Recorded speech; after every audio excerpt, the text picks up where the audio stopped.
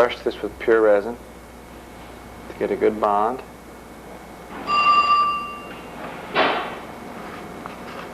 Fill around the entire perimeter.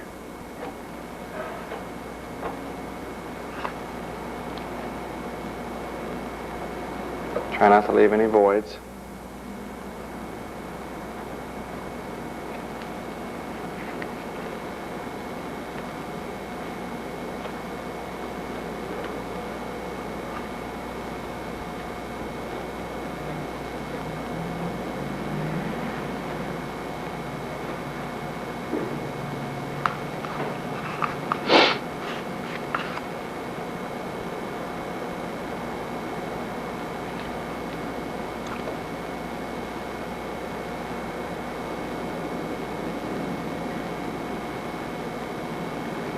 Final shaping of this phlox can be done with a first layer of cloth that goes over top of it.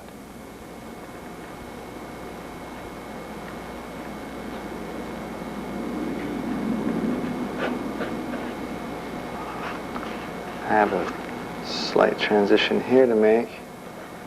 I'm reluctant to make it out of micro.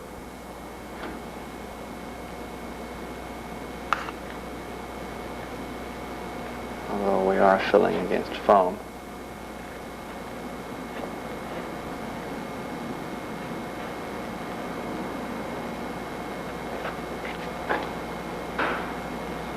That's a fairly smooth transition.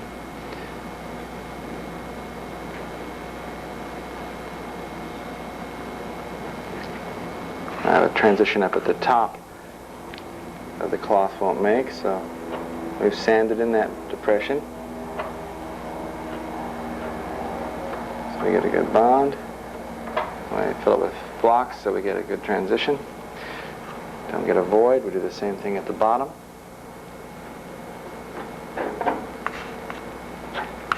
And we get any material off the surfaces that shouldn't be there.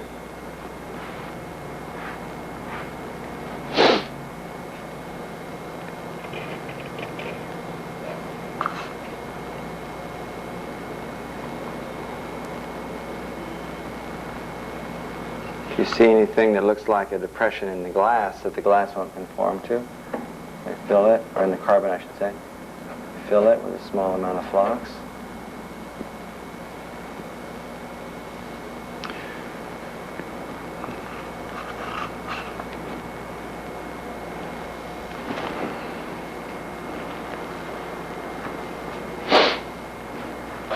Now we take the rest of our phlox. We fill in this corner. There's 3 holes here that are the result of screws going through the foam and into the shear web when the shear web was being installed. I hope you recall.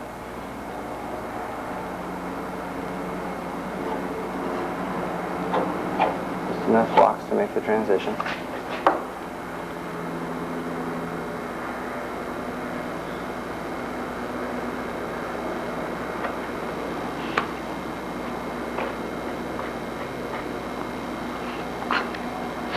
Now we're ready for our glass.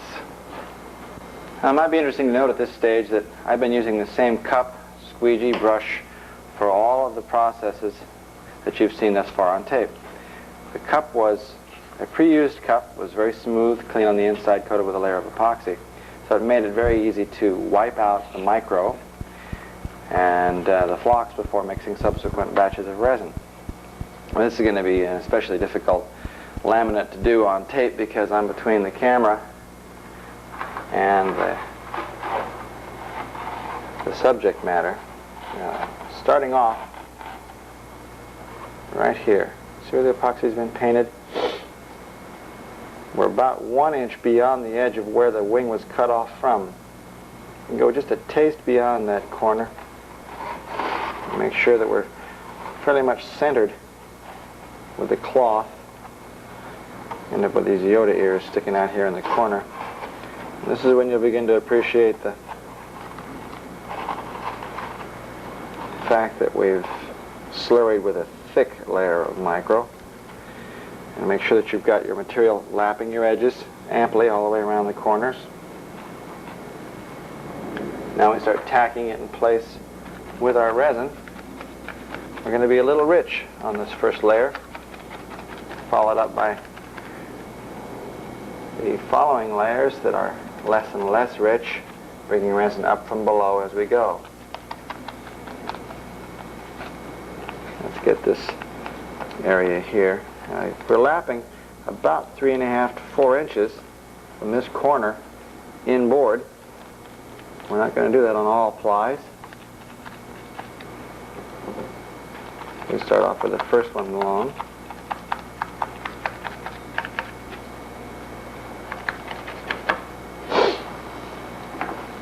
Stretch this up in the front so it picks up the nose. This is, of course, where we see the least amount of load on this rib, is at the very front.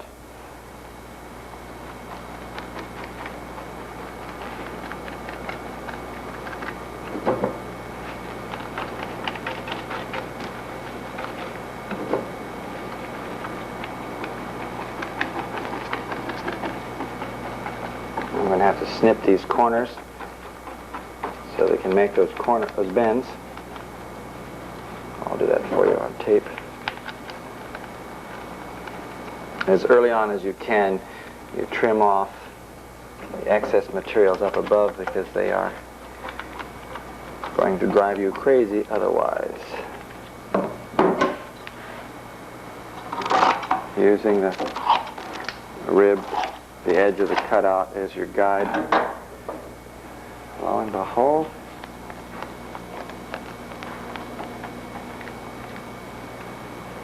as I flip the brush over often to pick up resin that I'm pushing through to the opposite side of the brush.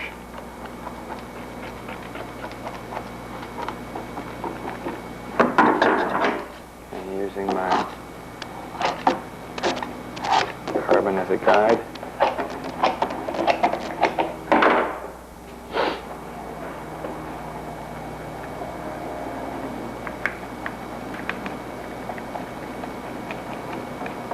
Let this get just wet.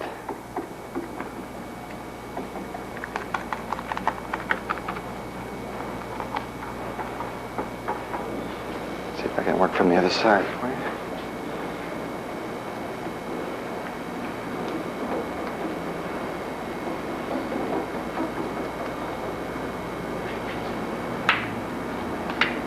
Go to the upper surfaces.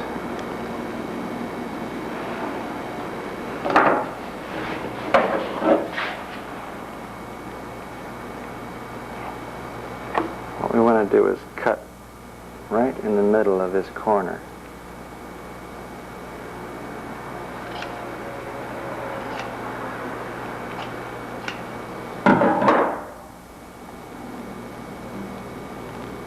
Let this come up. And let this fold down. This is precisely what you're going to do on the next session of tape that we're going to do with a more difficult layup, which is the inboard end of your wing, where there are much more severe structural implications than what's happening in that area. But we'll be doing a very similar type of cut.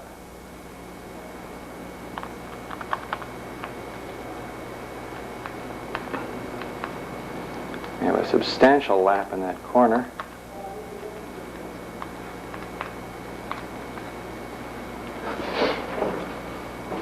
Wet out the bottom. And we perform the same ritual up above. And we trim this off and trim this off here.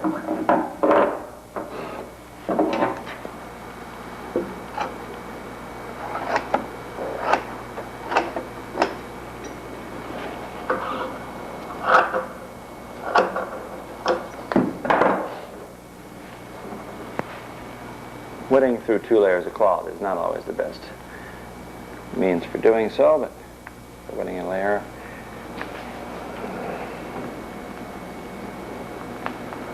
The next ply of cloth is only going to lap an inch onto the shear web face. I'm sorry, 2 inches. We'll come to about here. And the subsequent ply will lap only an inch. Taper them back. I'll perform the same up at the top, and we'll be back later. It's running. The second ply went in a little easier because we didn't make it as long. So all I had to do was trim off the corner, and it tucked right into the edge. And it has a tendency to modify the grain orientation slightly, but with no adverse effect. So we've got the second ply in, and it's starting to look a lot less wet because we're not adding as much resin to it, filling up the excesses from beneath. And we'll stipple all these surfaces. We may even squeegee these surfaces to try and bring up resin. A little heat can be applied at this stage as well. Not a great deal. You're working against polystyrene. Pardon my head there. Backside's not very photogenic. We're going to stipple up and beneath.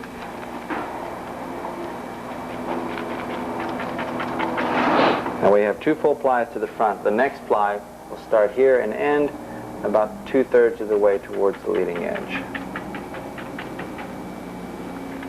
The front of this wing sees very little load at this intersection, and we're going to run tapes around the edge to reinforce the corners. I'll finish this up. All right, the aforementioned heat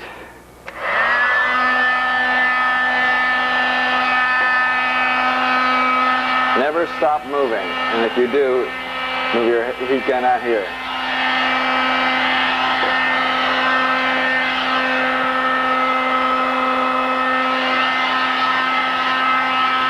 Just heat an area up. See if we can get some resin to move.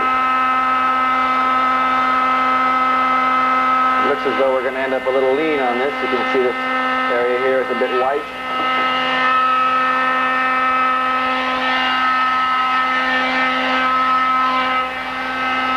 If you leave your hand somewhere in the proximity of the heat blast, you'll have a pretty good indicator when a hot is too hot.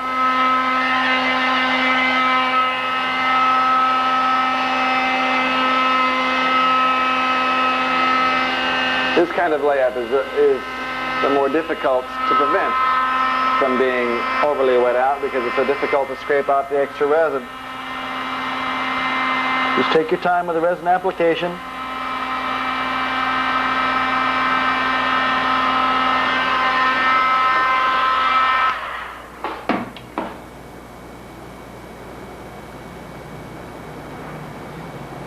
And be thorough.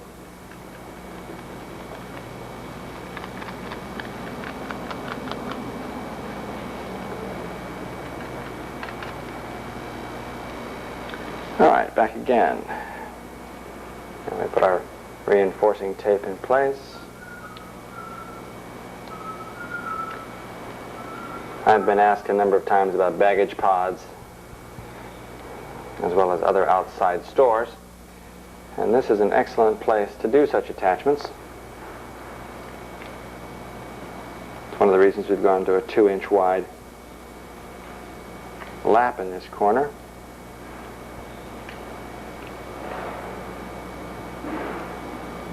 So we've beefed it just a little bit. And the fact that we've made it longer also makes it more flexible. So we need to stiffen it just a taste.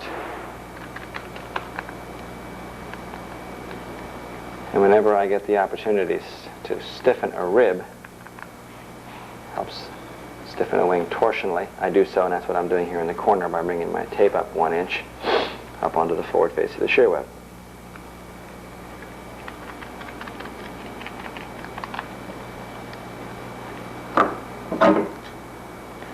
I could go around this corner with one piece, but that would be a pain in the buns.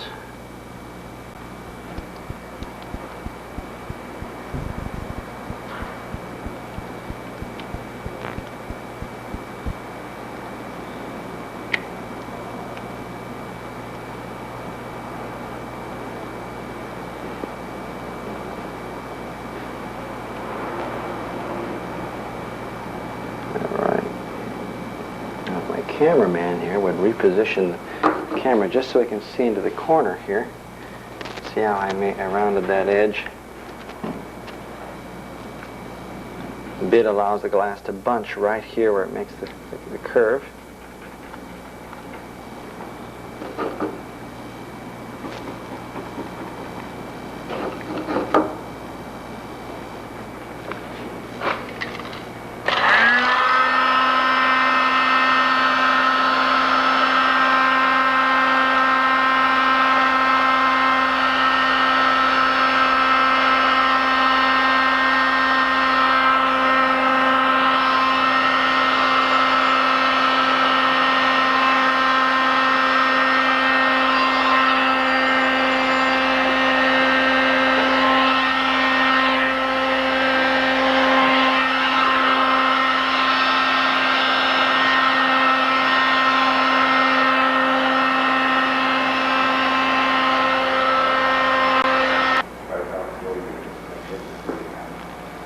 Go back in, Sergio. This is one of the more challenging laps in this wing section. It's okay. Continue to start. What you have to do is make sure that you have sufficient cloth to make this fold in the corner, and you have to have sufficient cloth to get to this corner here. First thing we do is we establish this position, the width, and this position. And we're doing this on camera without rehearsal. So if I screw this up, hand it back in. It will be a real representation of what can happen to you. So we open up a hole. We slide it onto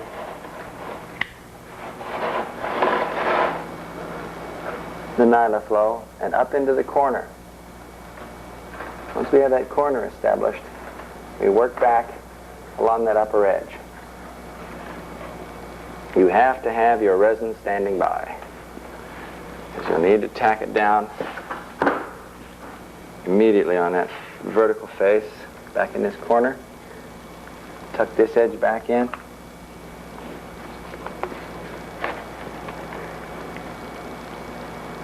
First ply is the one that is of the greatest difficulty. We go down to the bottom. And it's also very difficult to avoid the waste that you generate. You've got to have a piece that's 20 by 30 to handle all the variables. The 20 handles the width in this area.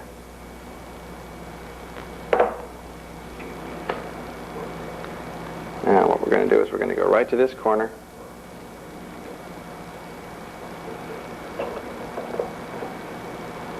And wet into that apex. Go to the top and wet that corner. We just made it on width here. I almost pulled too much material out of this.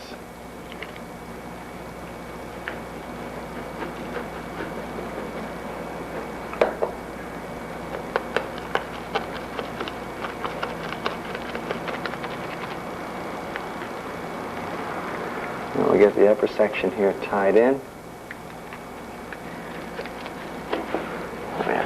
We have to make a cut back into this corner. Now if I can show this, grain orientation back here in the corner, what we want is 45 degrees. So I'm going to take this glass and cut from here straight into the corner.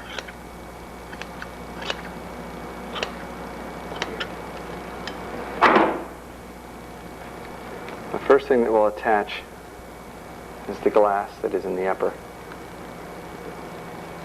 portion. The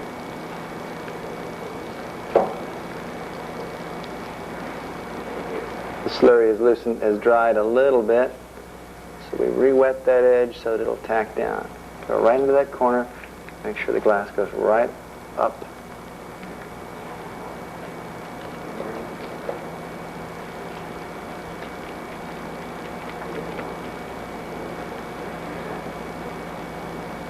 all the way up against the surface.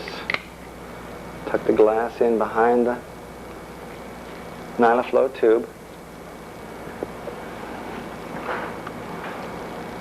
And we wet around the plate.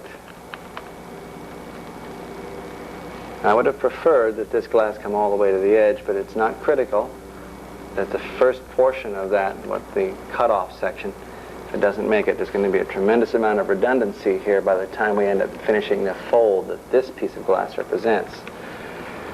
Before we make that fold, we need to wet the entire perimeter area where it'll fold onto.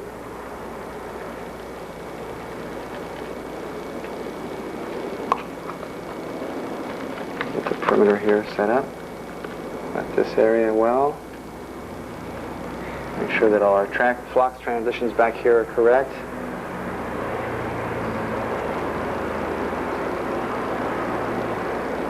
Now, we make this transition.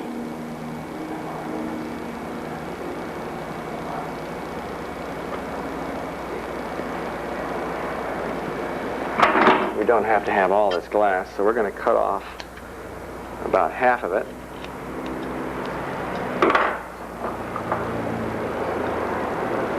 Fold it up against the upper surface.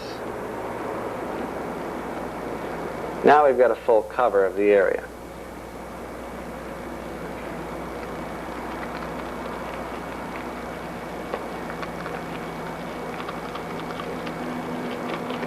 Now so we get rid of all of our spanners as well. Pull everything back into the appropriate corner.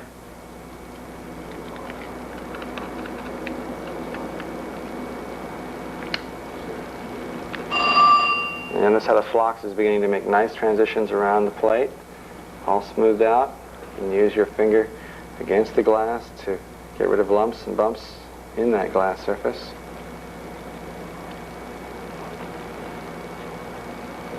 The next cut I have to make is back in the lower corner. Now it looks as though what I've done is I've made this a little short across this area. Now we can take care of that.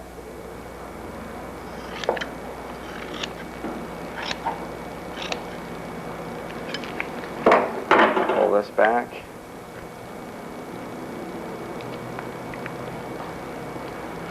We'll lay this down in the corner.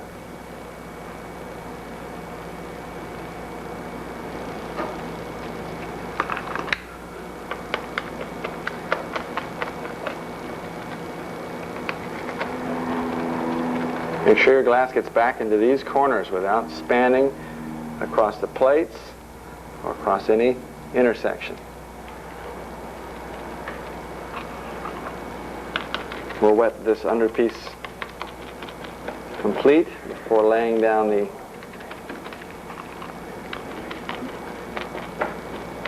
other section that we've cut it from.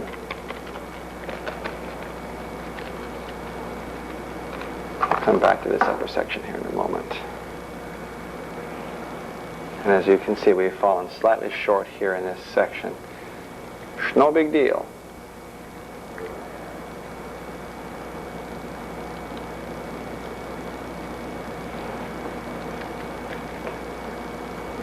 This is where all your load transition occurs, in this area. The rest of this is rather secondary.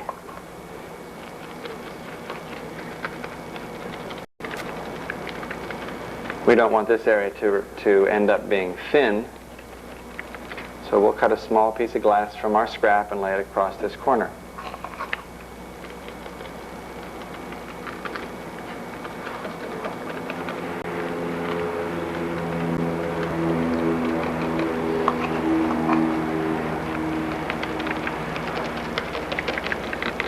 We're going to finish the wet out of this. Well, here we go again.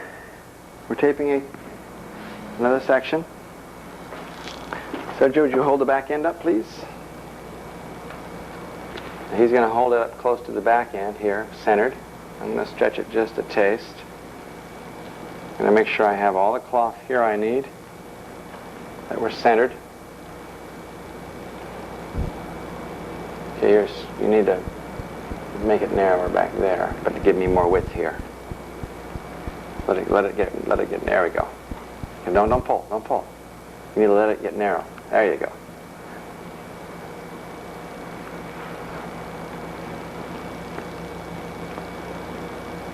Let it get narrow. There you go.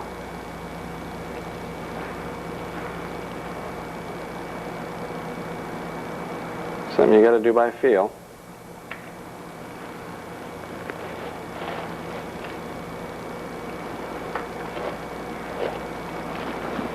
Have your brush handy. Tack it down.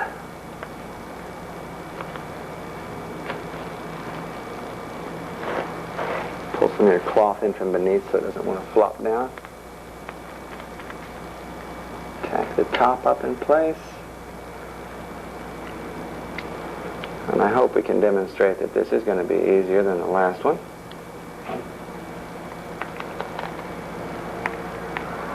If you can find an assistant somewhere, it would be helpful.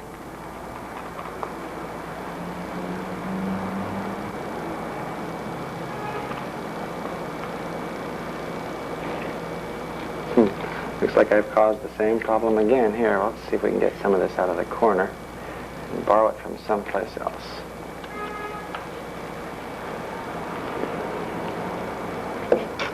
Now last time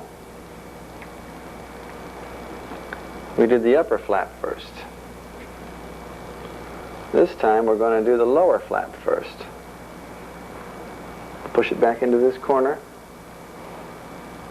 all the way up at the top. Tack it down. Now take the scissors. And we cut right to the corner.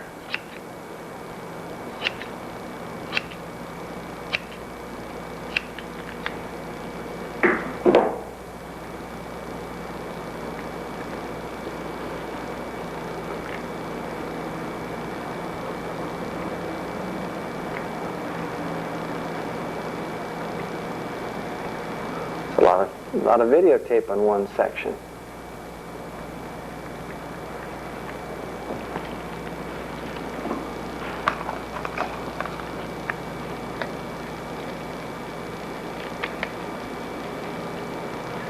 This is why we're doing videotape, since there are certain sections that just begged for this kind of documentation.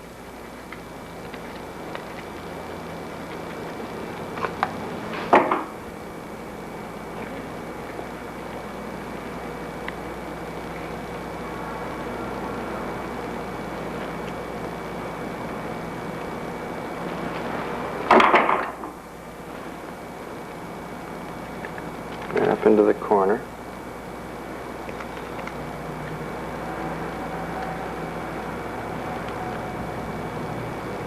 Now we get rid of the excess. If your grain orientation's right here, you'll have those same grooves to cut down that you use to determine 45 degrees on your cloth roll.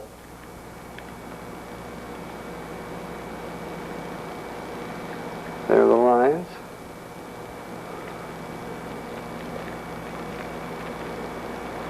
Now that we've done the hard part, go ahead and finish up this laminate. The third is a repeat of this. We'll come back to you after we've finished the third laminate, and then we'll show you the uni carbon tapes that go in here for load transition. Now that we've got the laminate done, we've cut 3-ply of spark cap tape, 14, 13, and 12 inches. We'll take the longest of the three. Now, let's try and stay out of the way of the camera. We'll place it on top.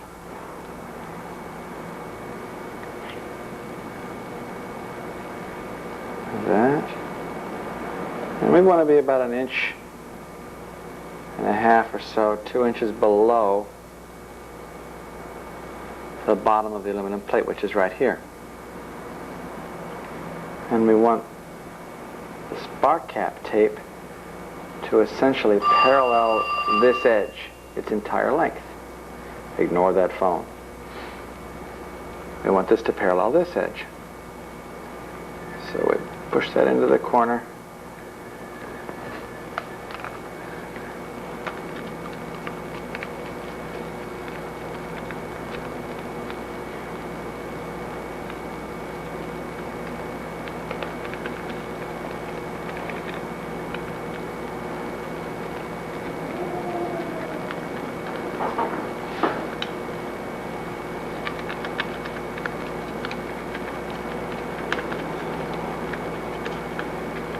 Remember, we have to over-wet carbon fiber to be absolutely certain that it is wetted out. Very, very thorough.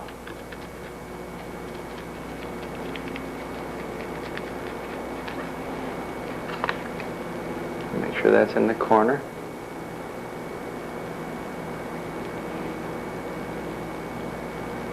If you rub it and push it toward this crotch.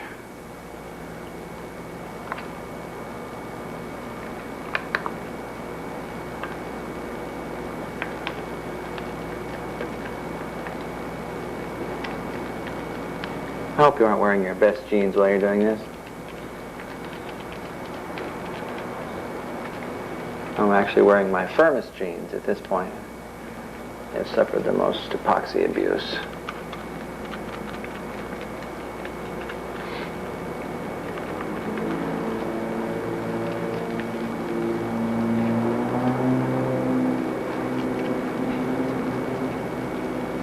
All you can do here is just to be absolutely certain you've covered it, is to do pattern stippling and judicious application of resin to all surfaces.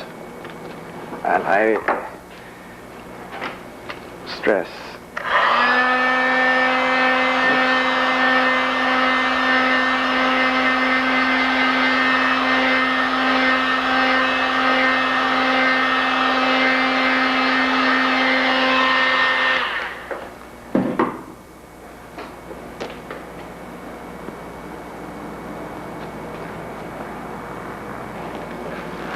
Now the second ply,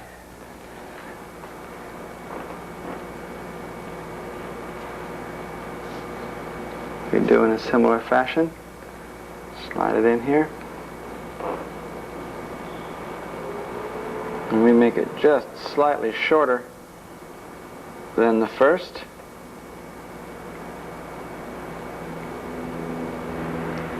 This is, when I say shorter, I mean at the bottom.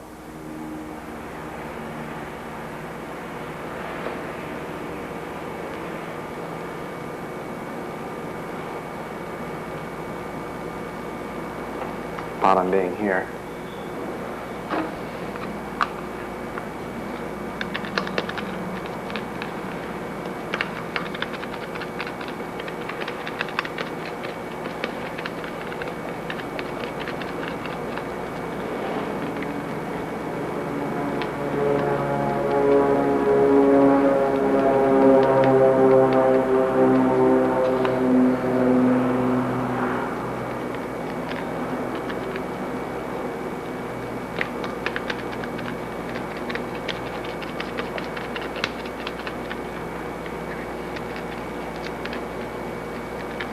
We're all done with this carbon laminate. We're going to put one ply of bid right over top of this, the intersection of all the other aluminum pads. And we're going to stick an aluminum plate called out in your plans. It's about 2 by 2, radiused in this corner, tucked up against that glass, and then one ply of bid over top of it to retain it. And that will complete the laminate in this corner. And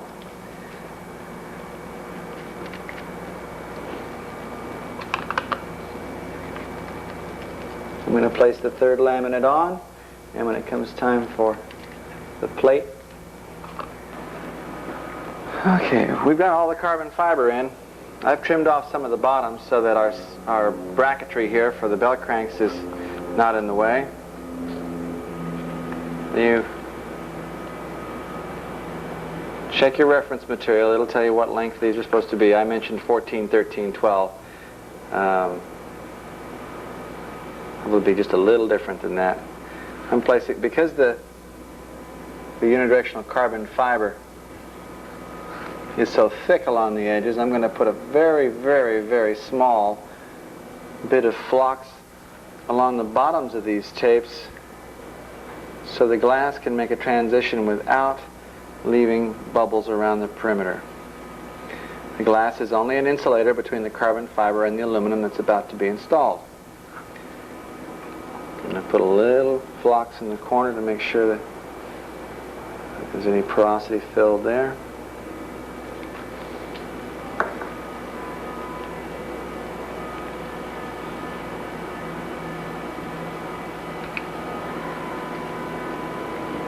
The glass is about 4 by 4.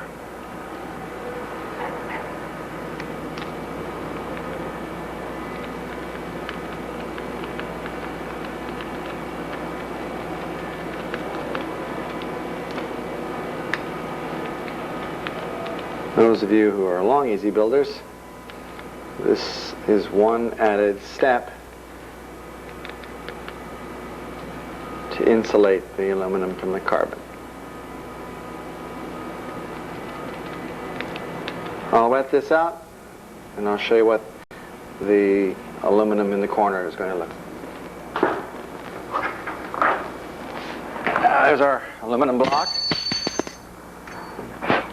Cleaned on all surfaces, radiused on one edge.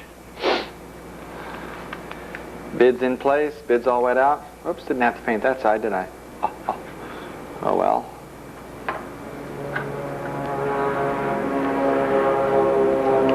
Now we're going to put a small blob of flux in the center. A small amount of flux right up at the upper edge. We want the flux in the center to push outwards, displacing air as it goes. And the flux up at the top is supposed to fill any voids that might be in the radiused corner. Now, as I do this, I'm feeling where the flux is in the perimeter of the other aluminum blocks at the same time. So I'm squeezing this out, removing flux.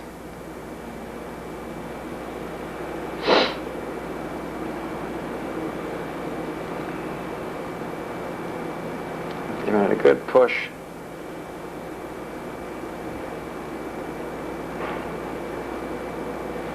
We have flux coming out this side, diluted flux coming out that side. Now, two ways of doing this. At this stage, I can put a flux transition around the entire thing. This is what I'm going to do. It's something I've done many times in the past. I'm still here. So it must work. I've flown everything I've ever built.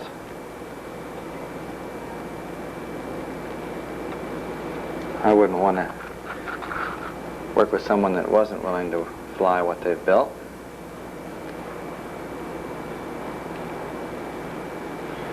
Some, at this stage, have no epoxy on this surface. Clamp it lightly and let it harden. And what I do is that I put the glass cloth on, put the clamp right in the center. And that portion of the glass is going to get compromised later when we drill it out anyway. So it doesn't matter if we leave a mark in the center where the clamp was.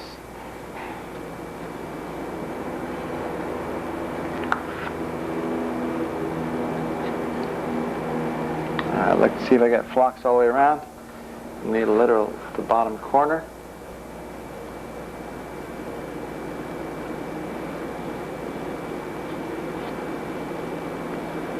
Need a little right here at the bottom inboard corner.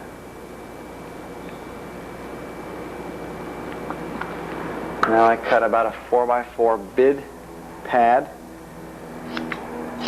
for that edge.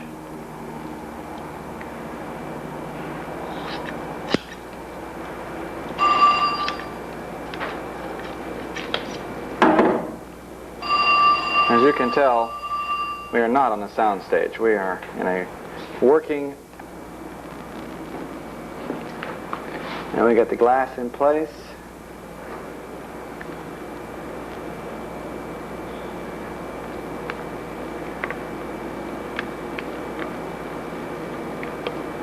Got the glass lapping about 1 inch all the way around.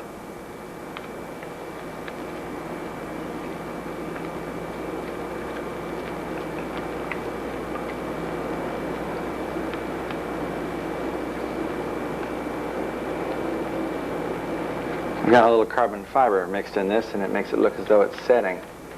I'm not going to hurt it any. It's going to make it look like crazy.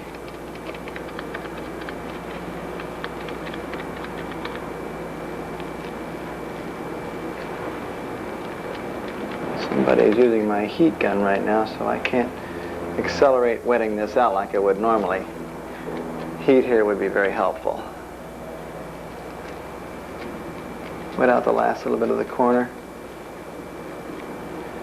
And I'll go get a clamp in a second and show you the clamping process.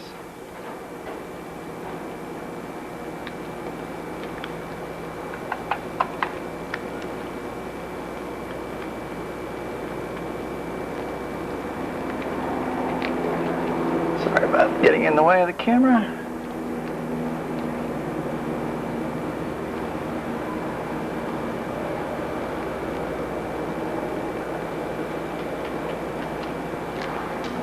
Okay, we've got our glass cloth on.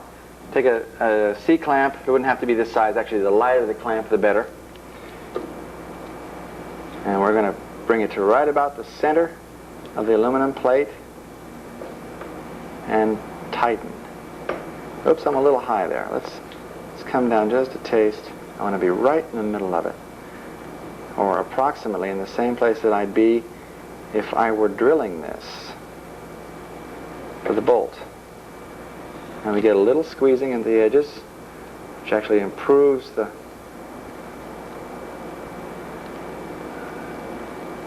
way the cloth fits. I'm going to smooth it out around the edges now that it's squeezed. Get my head between the camera and you for a second. Take a look at the other edge. Looks good. We've got the squeeze we want. I don't want to squeeze too much because we'll squeeze the resin out of the laminate underneath it. Just enough pressure. Make sure it's firmly in place. If it's placed any air or any extra resin. Now we let this cure, and that completes all of the work on the inboard end except the attachment of a bearing in this area and the aileron belt crank and bracketry that goes